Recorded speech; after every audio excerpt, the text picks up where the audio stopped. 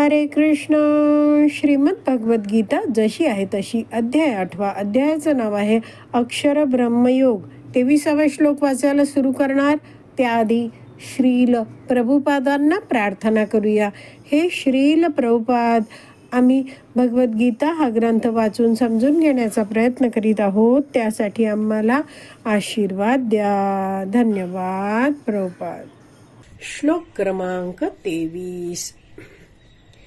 यत्र काले तु अनावृत्तिम आवृत्तिम च एव योगिनः प्रयातः यान्ति तं कालं वक्ष्यामि भरतश्रभ.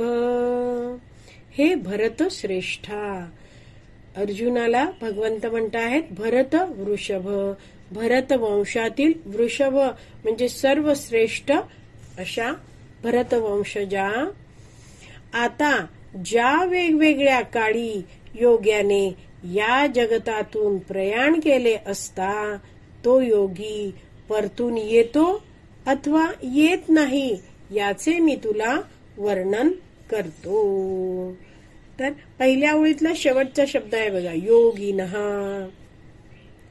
तर भगवान श्रीकृष्ण आता अर्जुनाला वेगवेगळ्या प्रकारचे जे योगी जन आहेत ते कशा प्रकारे, दुसऱ्या ओळीतला पहिला शब्द आहे बघा, प्रयाता म्हणजे प्रयाण करतात. कुठून प्रयाण करतात?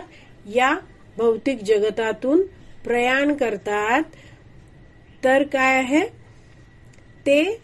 यांती तम कालम. तर कुठच्या वेळी ते प्रयाण करतायत आणि ते परतून येत आहेत की नाही येत ह्याचं सगळं मी तुला वर्णन करणार आहे.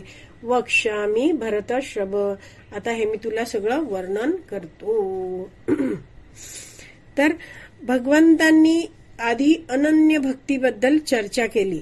तर भगवंत काय म्हणतात, जे अनन्य भक्ती करतात म्हणजेच केवळ भगवान श्रीकृष्णांची अतिशय दृढतेने प्रेमाने सतत भक्ती करत असतात त्यांना भगवंतांची प्राप्ती होते. तर त्यांच्याबद्दलचं आता हे वर्णन नाहीये. हे इतर जे वेगळे योगी आहेत, जे कसे आहेत, अष्टांग योग वगैरे करतात, वेगवेगळ्या वेळी जे देह सोडत आहेत त्यांच्याबद्दल चर्चा आहे. अनन्य भक्ती करणाऱ्या भक्तांबद्दल हे वर्णन नाहीये. जे योग मिश्रित भक्ती करतायत, जे कर्मकांड वगैरे करतायत त्यांच्यासाठी हा श्लोक आहे. त्यांच्याबद्दल वर्णन करणारा हा श्लोक आहे आणि पुढचे काही श्लोक आहेत. तर गीताभूषण टीका आहे, त्यामध्ये श्रील बलदेव विद्याभूषण या श्लोकाबद्दल लिहितात. 8.15 मध्ये भगवान श्रीकृष्णांनी सांगितलं की माझी प्राप्ती केल्यावर भक्तियोगी महात्मेजन या दुःखपूर्ण तात्पुरत्या जगतात, भौतिक जगतात कधीच परतून येत नाही. 8.15 आपण हा श्लोक बघूया. भगवंत त्यामध्ये अर्जुनाला म्हणाले, मामुपेत्य पुनर्जन्म दुःखालयम अशाश्वतम न आपनुवन्ति महात्मानः संसिद्धिम परमाम गतः. माझी प्राप्ती केल्यावर भक्तियोगी महात्मेजन या दुःखपूर्ण तात्पुरत्या जगतात कधीच परतून येत नाही, कारण त्यांना परमसिद्धी प्राप्त झालेली असते. म्हणजे एक तर आपल्याला कळलं की जे भक्तियोगी आहेत, जे भगवंतांची प्राप्ती करतात त्यांना पुन्हा या भौतिक जगतात यावं लागत नाही. पण जे लोक आहेत, जे भगवंतांपासून विमुख आहेत, दूर गेलेले आहेत, ते लोक शरीर सोडतात तेव्हा त्यांना पुन्हा या भौतिक जगतात जन्म घ्यावा लागतो. तर श्रील बलदेव विद्याभूषण या 23व्या श्लोकाच्या दुसऱ्या ओळीतला कालम शब्द आहे त्याबद्दल माहिती देताना म्हणता आहेत. कालमचा इथे शब्दशः अर्थ दिला आहे काळी म्हणजे त्यावेळी असं. तर काल म्हणजे काय आहे? काळाची अधिष्ठाता देवता. तर काळाची अधिष्ठाता देवता म्हणजे काय आहे? तर वैष्णवाचार्य समजवतात की प्रत्येक वेळ असते त्याची एक विशिष्ट देवता असते. जसं एखादा जीव आहे, तो जेव्हा देह सोडतो तेव्हा त्या वेळची जी देवता आहे ती त्या जीवाची कस्टडी घेते. म्हणजेच काय आहे, त्या जीवाला स्वतःच्या अधिकारात घेते. आता समजा इतके वाजून इतके मिनिटांनी त्या एका जीवाने देह सोडलाय, तर त्या काळाची जी देवता आहे ती काय करते, तो जो जीव आहे त्याला अधिकारात घेते. आणि मग काय करते ती देवता, जी तिच्याहून श्रेष्ठ वरती हा जो जीव आहे तो काय आहे, वरच्या दिशेने आता काय म्हणतात, प्रगती करतो आहे, चालणं करतो आहे. तर मग ही जी देवता आहे, वेळेची देवता, ती काळाची देवता, ती पुढच्या देवतेकडे ह्या जीवाला सोपवते. आणि असा या जीवाचा पुढचा प्रवास सुरू होतो. तर आता कुठचा योगी कुठच्या काळात देह सोडतो, तर मग त्याला या जगतात परतावे लागेल किंवा परतावं लागणार नाही, याचं सगळ्याचं वर्णन भगवंत आता या पुढच्या श्लोकापासून म्हणजे 24व्या श्लोकापासून करणार आहेत. तर हे सगळं श्रील बलदेव विद्याभूषण त्यांच्या गीताभूषण टीकेमध्ये सांगता आहेत. आणि आपण आता या श्लोकाचं तात्पर्य वाचूया. जे भगवंतांना पूर्णपणे शरण गेलेले विशुद्ध भगवत भक्त असतात, ते आपण आपला देह कोणत्या पद्धतीने अथवा केव्हा त्याग करावा याची मुळीच पर्वा करीत नाहीत. तर भगवंतांना पूर्णपणे शरणागत आहेत, भगवंतांच्या भक्तीत मग्न आहेत, असे काय आहेत, विशुद्ध भगवत भक्त. मग ते काय आहे, सदैव भगवंतांच्या भक्तिमय सेवेत मग्न असतात. मग ते विचार करत नाहीत की माझा मृत्यू कधी येईल आणि कुठची पद्धत येईल, कसं मला त्याग करायला लागेल, ह्याची त्यांना चिंता नसते. ते काय आहेत, त्यांचा पूर्ण भगवंतांवर विश्वास आहे. अवश्य रक्षिबे कृष्ण असं ते म्हणत असतात. तर एक वैष्णवाचार्य अशा भक्तीबद्दल सांगताना म्हणतात की आपण सगळे भगवान श्रीकृष्णांची भक्ती करतो आहोत, तर आपण रोज लक्षात ठेवलं पाहिजे की मी भगवान श्रीकृष्णांचा दास आहे आणि भगवान श्रीकृष्णांच्या संतुष्टीसाठी मोठ्या प्रेमाने मला प्रत्येक कार्य करायचं आहे. जसं ते उदाहरण देताना वैष्णवाचार्य समजवतात, पूर्वीच्या काळच्या परिस्थितीचं उदाहरण देतात की पूर्वीच्या काळी जसं एक मुलगी आहे, तिचा विवाह ठरायचा, तिचे माता पिता सांगायचे की हा तुझा विवाह झाला आहे आणि आता हा तुझा पती आहे. तर ती मुलगी आहे, ती आताच्या काळातली स्वतंत्र विचाराच्या मुलीबद्दल ही माहिती नाहीये, पूर्वीच्या काळातली ही सगळी माहिती आहे. तर असा हा आई वडिलांनी ठरवून दिलेला विवाह आहे आणि ही जी आज्ञाधारक कन्या आहे ती जाणते की हा पती आहे, तो माझा आहे आणि ती त्याचा स्वीकार करते. लग्नानंतर ती सासरी जाते आणि आपल्या कुटुंबियांची सेवा करते. तर पती जो आहे तो तिच्यावर प्रेम करायचं, त्या काळी पती आहे तो ही जी नववधू आहे तिच्यावर प्रेम करायचा. सुरुवातीला दोघं एकमेकांना नीट ओळखायचेही नाही, मात्र काय आहे, एकमेकांच्या सहवासाने एकमेकांशी बोलून हळूहळू त्यांचं एकमेकांवरचं प्रेम वाढत जायचं. तर तशाच रीतीने हे वैष्णवाचार्य समजवत होते की आपण जेव्हा सामान्य जीवन जगत होतो तेव्हा एखादा भक्त आपल्या जीवनात आला आणि त्याने आपल्याला भगवंतांच्या भक्तीबद्दल सांगितलं आणि कधीच पापवृत्ती नसलेले आपण भगवंतांची ही भक्ती आहे ती सहज स्वीकारली. करून तर बघूया, मंदिरात जाऊन तर बघूया, दर्शन घेऊया, कीर्तन ऐकूया, श्रवण करूया, कथा श्रवण करूया, कृष्ण प्रसाद खाऊया, ह्या सगळ्या विधींमध्ये आपण लागलो. अगदी सुरुवातीला आपल्याला काही भगवंतांवर प्रेम वगैरे काही नव्हतं, मात्र आपण जाणलं, भक्तांनी आपल्याला सांगितलं होतं की मनुष्य जन्म मिळाला आहे, भक्ती करणं आवश्यक आहे, या जन्मात आपण आपलं जीवन सार्थक करू शकतो आणि त्यामुळे भक्ती करणं हे माझं कर्तव्य आहे याची जाणीव होऊन आपण भगवंतांची भक्ती करायला सुरुवात केली.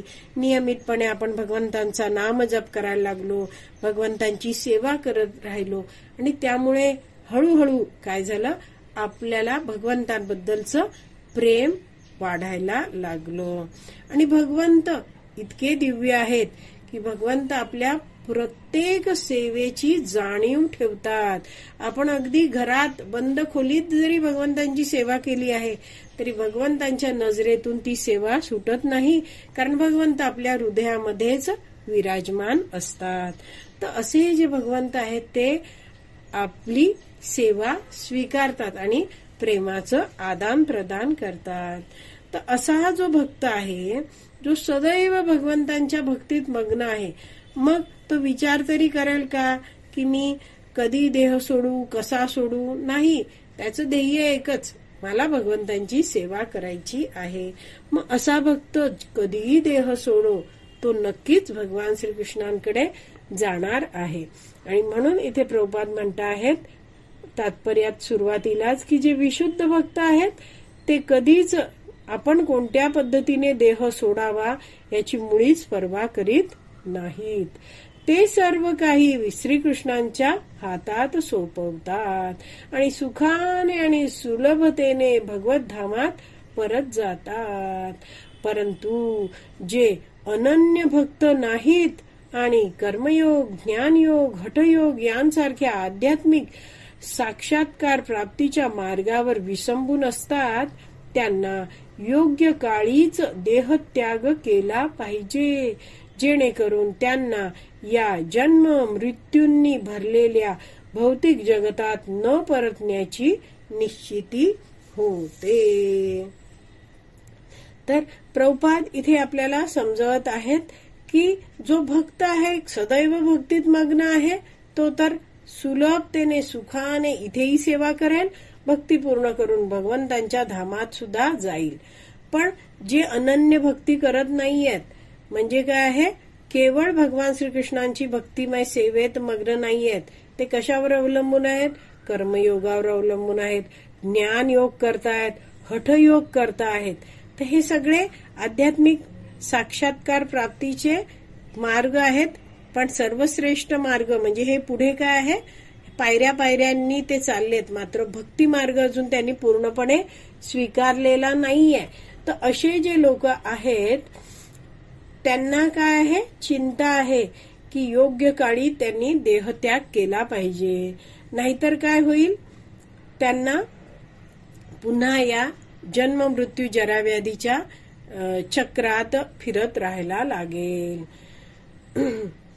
तर आपण ह्यातनं काय जाणलं पाहिजे की आपल्याला कर्मयोग, ज्ञानयोग, हठयोग हे करायची काही आवश्यकता नाही. भगवान श्रीकृष्णांना प्रसन्न करण्यासाठी हा जो सुंदर भक्तियोग करायला आपल्याला भगवंतांनी जो भगवद्गीतेत उपदेश दिला आहे, श्रील प्रभुपाद हे अधिकृत गुरु शिष्य परंपरेतून येत आहेत आणि ते आपल्याला मार्गदर्शन करतायत. तर आपण हा भक्तियोग करत राहायला पाहिजे. पुढे वाचते आहे, जर योगी सिद्ध असेल तर. योगी सिद्ध असेल तर म्हणजे काय, योग्यानी पूर्णपणे परिपूर्ण योग अवस्था प्राप्त केली आहे, योगामध्ये तो पूर्ण सिद्ध झाला आहे, तर भौतिक जगाचा त्याग करण्याकरता तो योगी स्थळ काळाची निवड करू शकतो. परंतु तो जर सिद्ध नसेल तर त्याचे यश योगायोगाने विशिष्ट योग्य काळी प्रयाण होण्यावर अवलंबून असते. तर योगामध्ये सिद्ध म्हणजे अष्टांग योगात तो परिपूर्ण असेल तर आपण जसं वर्णन ऐकलं होतं की त्याने आपला श्वास आहे, प्राण आहे, तो षटचक्र योग या ह्याच्यात अभ्यास केला होता आपण. तर तो योगी आपला मूलाधार चक्रापासून, जो माकड हाडाच्या अगदी खाली शेवटी मूलाधार चक्र असतं, त्यापासून हा योगी आपला प्राण वायू आहे तो वरच्या दिशेने आणतो, वेगवेगळ्या चक्रांवर स्थित करतो आणि शेवटी तो आपल्या मस्तकावरचं जे ब्रह्मरंध्र आहे तिथून देह म्हणजे तिथून प्राण बाहेर काढतो. तर अशा सगळं सिद्धी हा जर योगी करू शकत असतो आहे, म्हणजे त्याचं काय आहे, ह्याच्यात तो कुशल झाला असेल तर तो काय करतो, या भौतिक जगताचा त्याग करण्याकरता योग्य त्या स्थळाची, ठिकाणाची, योग्य त्या काळाची, वेळेची निवड करू शकतो. पण हा योगी आहे, त्याचा योगाभ्यास पूर्ण झालेला नाहीये, तर मग त्याचं जे यश आहे की तो या भौतिक जगतात परतून येईल किंवा नाही परतून येणार, ते कशावर अवलंबून असेल? योगायोगाने विशिष्ट योग्य काळी प्रयाण होण्यावर अवलंबून असेल. तर कोणत्या वेळी तो देह सोडतो आहे त्यावर त्याचं येणं न येणं अवलंबून असेल या भौतिक जगतामध्ये. ज्या काळी मनुष्यांचे प्रयाण होते आणि त्याला पुन्हा परतून यावे लागत नाही, त्या योग्य काळाचे वर्णन भगवंत पुढील श्लोकामध्ये करतात. तर आता जो 24वा श्लोक येणार आहे त्यामध्ये भगवंत असं वर्णन करणार आहेत की जीव त्यावेळी असं योग्य काळी देह सोडतोय की त्याला पुन्हा या भौतिक जगतात परतून यावं लागत नाही. आचार्य बलदेव विद्याभूषण यांच्या मतानुसार काळ हा संस्कृत शब्द काळाच्या अधिष्ठाता देवतेचा सूचक आहे. तर दुसऱ्या ओळीतला काळ हा शब्द आहे, तर ते काळ म्हणजे काय आहे? त्या वेळची, प्रत्येक वेळची एक अधिष्ठाता देवता असते असं ते सुचवतात. तर आपला हा 23वा श्लोक आहे तो वाचून पूर्ण झाला आहे. आज इथेच विराम देऊया. श्रीमद भगवत गीता की जय. श्रील प्रभुपाद की जय. हरी बोल.